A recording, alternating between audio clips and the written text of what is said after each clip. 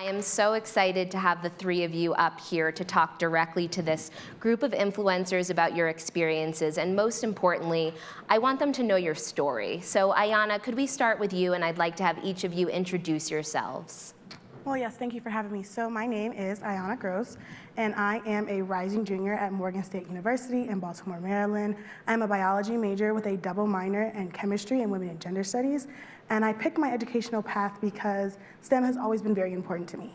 But I fell in love with gender studies in my junior year of high school, and I knew it was something that I needed to continue to learn about, to continue to pursue, to help me grow individually as a person, but also to help me communicate and learn more about others. And I am going to medical school fall 2024, and I know that having that gender studies minor is going to help me be a better physician. And this summer, I am finishing my second year as a Chicago Eyes on Cancer research scholar, and I'm learning more about myeloproliferative neoplasms with clinical research with Dr. Odeniki and Dr. Patel. But I am also finishing my second internship with the Maryland Department of Natural Resources to learn more about my new community in Baltimore, to find a better way to market strategies, to better use dredge material so that we can restore the islands around the Chesapeake Bay, and to ensure that a lot of the communities in Maryland do not essentially go underwater because of climate change. Thank you. Delashay, tell us a little bit about yourself and your experience. So good morning, everyone. I am Delashay Lawrence. I am a rising junior at the University of Arkansas at Pine Bluff.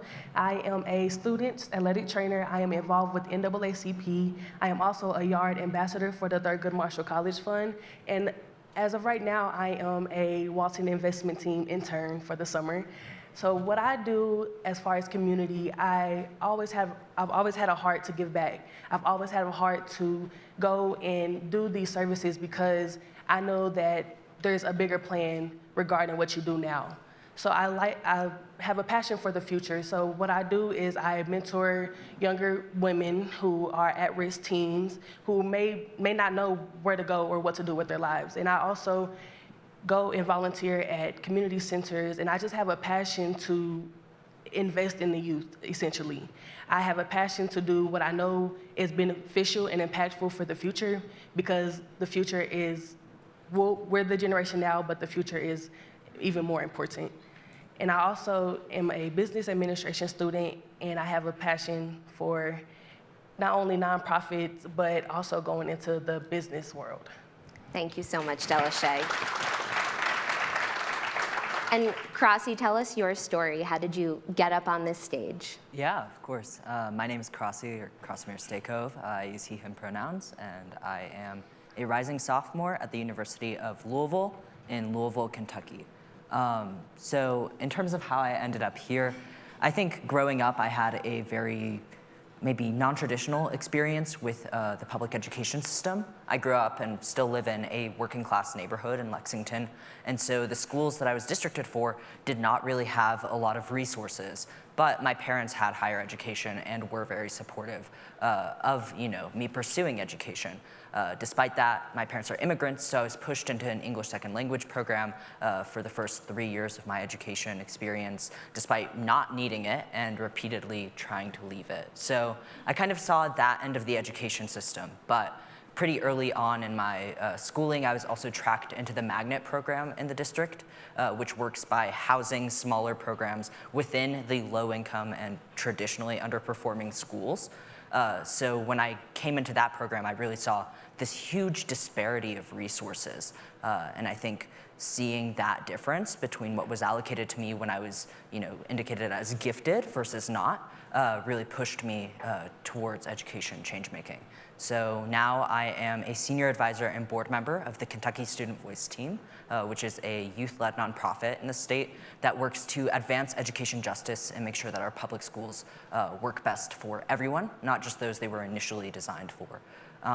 Through that work, I've done a lot of legislative and research-oriented projects to really advance, what young people need in our school system. So yeah, really happy to be here. I'd like to hit a few themes that John elevated in his presentation in the research, and start with the crisis around mental wellness and well-being. This is something that Gen Z has been dealing with since before the pandemic, and we know that the effects of the pandemic created a sense of isolation and disconnectedness. Krasi, could we start with you, and could you share a little bit of the work that you've done to support mental health and well-being in the state of Kentucky? Yeah, of course. So, as I mentioned, one of the roles that I held in the Kentucky Student Voice team was legislative work. So I led a lot of our projects during the 2020 legislative year. And as part of that, we were really looking at ensuring that students across the state had adequate access to mental health resources in their schools. Kentucky has a very, very poor student counselor ratio that is much higher than the 250 to 1 recommended one at a national level. So when I and my team at the Kentucky Student Voice team looked at that, we saw that really there was a dearth of resources and young people were struggling and not finding that support. We knew that in the year prior to that, we had seen a major school safety bill pass the state legislature that promised to allocate funding to things like physical militarization of schools, metal detectors and security guards and things of that nature, but also mental health supports. And so we really wanted to ensure that in the following year, where funding was actually allocated towards that bill, we didn't just set the mental health stuff aside. So I worked with a team of about 8 students at the Kentucky Student Voice team, and we really did a full-scale lobbying push, meeting with key legislators in the Education Committee of both the House and the Senate at the state level, as well as just other party leaders, and really pushed, we need these resources. These are essential. This is not something you can set aside and, fix school safety with just metal detectors and making sure that students are very policed. And so I think at the end of that project, we ended up being pretty successful. Despite, a funding cut due to COVID, we ended up with a $7.4 million allocation towards increasing counselors in the state of Kentucky. And I think as a part of that work, I really registered just how essential it is to have a community of students to really push for change, but also that a pretty small number of people can actually generate a significant impact, especially when you get more local. Does this theme of equitable access to resources resonate with you, Iyana? What has been the conversation amongst your peer group about this issue?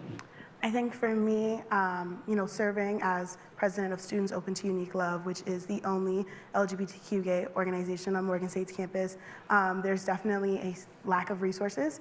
I see that people are trying, but there's not enough effort that's going through, and we are working as a small team as well to have an LGBTQ resource center, because while we are within the Black community, we are also our own community. It's important for us to have separate resources so that we can thrive as well. Delashay, anything you'd like to add to the question of how your peer group is navigating this issue? Yes, so mental health and mental illness has been a topic, but it's very well swept under the rug a lot of the times. A lot of people don't want to be open about the situation. A lot of people don't want to share what they're going through because they feel those will not understand or they won't relate to them. And the researchers as far as college campuses and universities is just, they say that they're there, but they're not pushed. They're not given to the students. So a lot of the times, students are expected to reach out to someone else. And mental health is a very sensitive subject, and a lot of students do not want to reach out or don't know how to go about the situation. So we have to learn to push the resources. We have to learn to make it known that they are available to those students and the people in our generation, because a lot of the times that is not known. I want to go to the theme that John elevated about the purpose of education and whether your education is adequately preparing you for success in life. And you all are in the process of redefining what that means. So Delashay, could you start with, I'd like to start with you and hear your reflections on, did your education set you up for success, and what are some of the areas that you think schools and systems should be more focused on to prepare students for this next leg of their journey? Yes, so the education system, I believe, provides the basis for your education. It prepares you for the next level of education rather than life skills, rather than knowing how to budget, rather than knowing how to successfully interview with someone, rather to know how to act and conduct yourself in a place of business.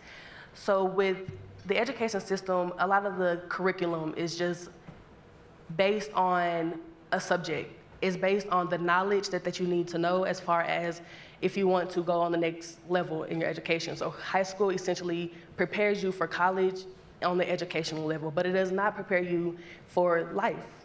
We need to know we need financial literacy. We need to know how to buy a house. We need to know how to invest in our futures. We need to know how to adequately give back and make sure that we are making a difference for future generations. With you learning math or science or communications is important, but we need to push those life skills and those things that prepare you for life, because the job that you get, you learn more on the job than you learn going through school. And that is an issue. We need to know how to give those resources to students to know where to go the next step in life, not just the next step in education or college or PhD or graduate program. Iyana, would you share some reflections on your education and how it prepared you for this future that you're having? Yes, so I had a little bit of a different experience. I think that for me, my high school prepared me very well. I also recognize that both of my parents are educators, and so I think that my involvement in high school has definitely been pushed by them. And because my high school prepared me so well, I feel prepared to go to college. I feel prepared to write the 12-page papers, to sit in the biology lectures for 3 hours. And for me, because I am going to medical school, my biology is going to be very useful, very important. But I also recognize that my experience in high school and feeling prepared and feeling as if all of the staff and the counselors supported me is very different from every student in my class. I graduated in a class of about 404 people, and I recognize that there are some people in the class who felt like they weren't heard, who felt like they weren't seen, or if their classes didn't teach them as well, because while teachers try their hardest, every student does not learn in the same way. And so figuring out a way to present all of your information in a more digestible manner for all of your students is something that all teachers need to work on so that every student can feel like they're having the experience I had. Krasi, what do you believe is needed in education, and what is the Kentucky Student Voice team advocating for? Right, so I think that generally there's this kind of vaguely careerist orientation when we talk about education nowadays that says that like young people need to be prepared for the jobs that they're going to take on. And I think from a personal perspective, I'm a bit more skeptical of that framing, because I think if we're really focusing on building schools that teach people how to be engaged citizens, that teach people how to engage in terms of critical thinking, writing, interacting with their local community, understanding how they fit into the places that are around them. When we build those skills, that translates to a job. You know, we don't have to worry about making sure that students can 100%, do this one very specific formulaic aspect of a job. If we can teach people the broader skills, then I think they can translate that into whatever role they need. In terms of the Kentucky Student Voice team and how we're looking at education, I think as part of that active citizenship, we're really asking how can young people be involved in the governance and the creation of their own education? What does it look like when students are meaningfully involved in running their school?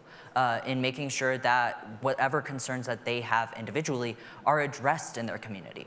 What does it look like when young people are given the tools to do research in their own school to see how do my peers feel about these issues? And then not only to just do that research, but to present it and to use it to create change. So I think that engaged element of studenthood is something that's not discussed very often, but to me is central in making sure that our schools prepare people to not just move through life, but actively be in positions where they can take control and create change. This is a big question for millennials and older generations. What does it mean to trust and invest in and engage your generation effectively? So could you share some tips and advice for the group of people in this room on what does that look like? Is it just tools? Is it putting you on more stages? What does it actually mean to invest? Iyana, could we start with you? Yes, I think that choosing to invest in us and choosing to trust us requires you not only to listen to us, but to actually hear what I'm saying, to open your mind to believe that you can learn from me. while it is very true that you can learn from your elders, it's also very true that you can learn from us. There are very different experiences that we have because of our age, because of the different communities that we are a part of, and because of our different interests. And so I think it's very important to enter the room, to enter the conversation with the idea of, I am here to learn from someone else, and if someone else learns something from me, then that's great, rather than believing that you are here and the sole person to lead and guide the youth, because we want to follow you, but it is important that rather than following, we are walking together to lead. Delashay, what does it look like for you to feel trusted by the people in this room? So I just look at all of the different things that Gen Z is doing in the community. We are not only starting nonprofits, we are doing hours and hours of community service. We are doing these things, we're entrepreneurs, we're starting up businesses, we're doing these things that are evident that we will make a change. And the importance is support. We need support from those who are younger than us, those who are our elders. We need support from everyone and known to be trusted that we will make a difference. What we put in place will be successful because we are a hardworking generation. We are a generation that is results oriented. We strive to see results. We strive to see that what we're doing is making a difference. So if you trust in our generation and you trust that we will make these changes, everything will go a lot smoother. We will have a lot more support. We will have a lot more opportunity to do these things. We just need support and trust as far as knowing that we will get the job done. Krasi, I'd love for you to reflect on the same question. Yeah, definitely. I think the most direct way to really create that support is just to put young people in the room, give them the resources that they need to engage fully as like peers in any sort of work that's being conducted. I think so often work about young people, whether that's education or nonprofit work that just aims to serve young people, kind of just assumes that the adults in the room already know what young people need, and then that they can just kind of do it for them. And if younger people are brought into the room, it's kind of in this token position.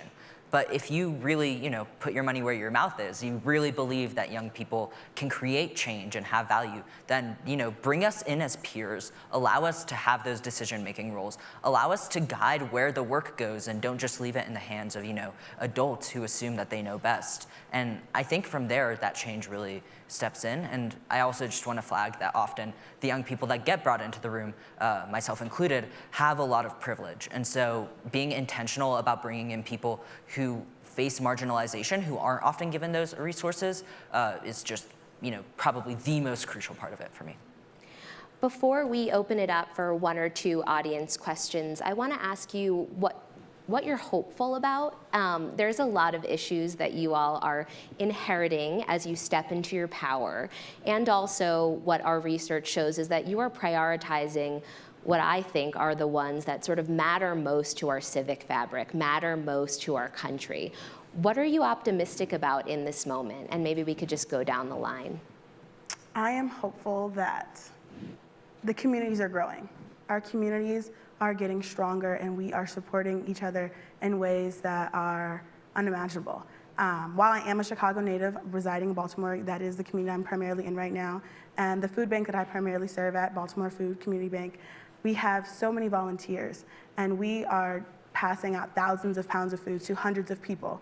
But the more important part of that is my peers, my college peers are there every day of the week, and there are so many of us that there have been days where they had to turn people away because the space simply isn't big enough to have people in there and it not be a COVID issue. But also, while we are investing in our community, the people who own the center are also investing in us. So while you're volunteering, if you volunteer 10 hours a week, you get to take home 20 pounds of food. As a college student, that is life-changing because the 20 pounds of food or groceries can be anything that resides in that center. And I think it's really important that they are investing us to allow us the time to invest in them so that we can build our community back again.